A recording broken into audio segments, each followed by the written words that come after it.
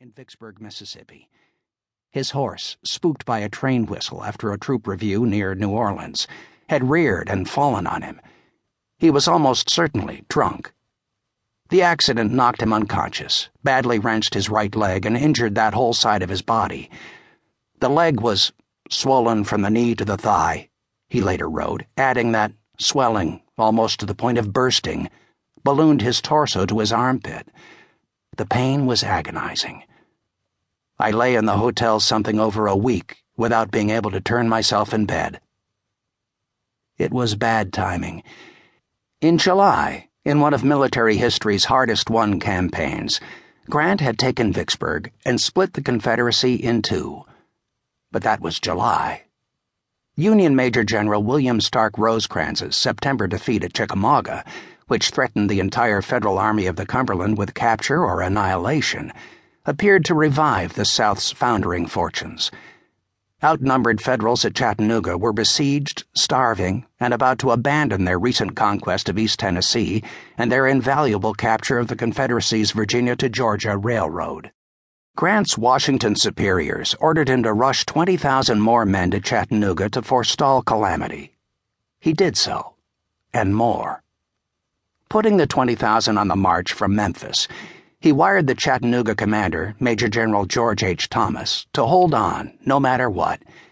He himself would be there as soon as possible, he said, and he did not exaggerate. On crutches, he took a steamboat to Louisville, then a train to northern Alabama. There, aides lifted him onto a horse for the trek's final leg, a 60-mile ordeal on rain-drowned roads. At Chattanooga, they took him from the saddle and helped him into headquarters. Without even changing his muddy pants, he demanded a detailed briefing and asked myriad questions.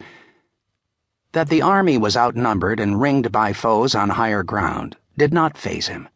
He wanted to attack.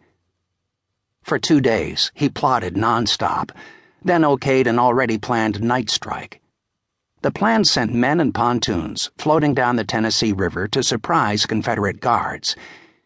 His Federals bridged the river, opened the supply line into Chattanooga, and allowed Union reinforcements from northern Alabama to flood in. 3 weeks later, the troops he had ordered from Memphis began arriving, and he launched his attack. The Federals took the tops of the mountains in 2 assaults on separate days. Grant and his officers tried to direct them from below. When the outcomes were known, only riflemen could take bows. On November 24th, 3 divisions under Major General Joe Hooker captured Lookout Mountain in the murk of a heavy fog. The following day, in full view, the 19,000 troops of General George Thomas, the stolid Rock of Chickamauga, had hit the Confederate center and overwhelmed its first line of rifle pits. Their assignment had been to take and hold that position while other forces hid and turned the Confederate flanks. But once there, under murderous fire, they disobeyed Grant's orders and swarmed on up Missionary Ridge.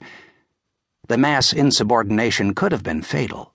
If their charge had failed, a Confederate counterattack pursuing their fallback down the mountain might have knocked out the Union center.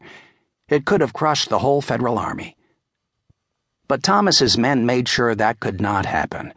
They went over the 2 upper trench lines on the heels of the fleeing defenders. It was a rout. Abraham Lincoln was grateful. He sent a message thanking and praising Grant and his army for the courage and perseverance with which you and they had plunged the Federal sword into Dixie's bowels.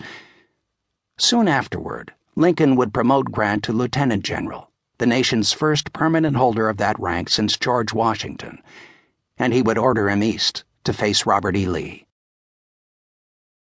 The twin events, Grant's defeat of the Confederates at Chattanooga and Forrest's post-Chickamauga tongue-lashing of his commander, were pivotal.